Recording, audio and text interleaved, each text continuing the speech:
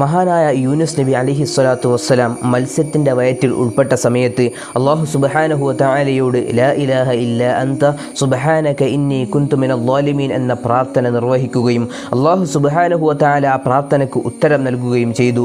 അല്ലാഹുവിൻ്റെ ആദരവായ റസൂലുള്ളാഹി സ്വല്ലല്ലാഹു അലൈഹി വസല്ലമ തങ്ങൾ ഈ പ്രാർത്ഥന ആരെങ്കിലും നിർവഹിച്ചു കഴിഞ്ഞാൽ അല്ലാഹു സുബ്ഹാനഹു വ തആല അവനിക്ക് ദുആക്ക് ഇജാബത്ത് നൽകുമെന്ന് അല്ലാഹുവിൻ്റെ റസൂൽ സ്വല്ലല്ലാഹു അലൈഹി വസല്ലമ തങ്ങൾ പറയുന്നു.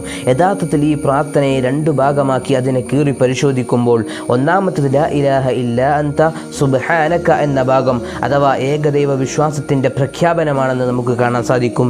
നീയല്ലാതെ ആരാധനയ്ക്ക് അർഹനില്ല എന്നും നീ എത്ര പരിശുദ്ധനെന്നുമായ ഈ വചനം അല്ലാഹുവിൻ്റെ ഏകത്വത്തെയും അവൻ്റെ പരിശുദ്ധിയെയും പ്രകീർത്തിക്കുന്നതാണെന്ന് നമുക്ക് മനസ്സിലാക്കാൻ സാധിക്കും.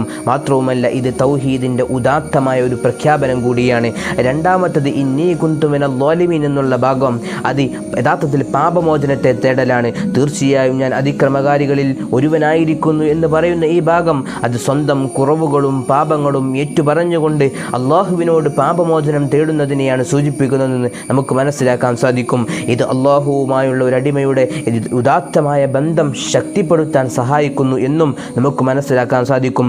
ചുരുക്കി പറഞ്ഞാൽ ഈ ദിക്ർ അള്ളാഹുവിലുള്ള വിശ്വാസം ദൃഢമാക്കാനും പാപമോചനം തേടാനും വിഷമഘട്ടങ്ങളിൽ ആശ്വാസം കണ്ടെത്താനും സഹായിക്കുവാൻ വളരെ മഹത്വമേറിയ ഒരു ദിക്റാണെന്ന് നമുക്ക് മനസ്സിലാക്കാൻ സാധിക്കും. അതുകൊണ്ട് ഏത് സമയത്തും പ്രയാസങ്ങൾ വരുമ്പോഴും പാപമോചനം തേടുന്ന സമയത്തുമൊക്കെയും ലാ ഇലാഹ ഇല്ല അൻത സുബ്ഹാനക ഇന്നി കുന്തു മിനൽ ളാലിമീൻ എന്ന ഈ ദിക്ർ പരമാവധി പ്രാർത്ഥിക്കുകയും അല്ലാഹുവിൽ നിന്നും ഉത്തരങ്ങൾ കരസ്ഥമാക്കുകയും ചെയ്യുക. അല്ലാഹു നമുക്ക് തൗഫീഖ് നൽകി അനുഗ്രഹിക്കട്ടെ.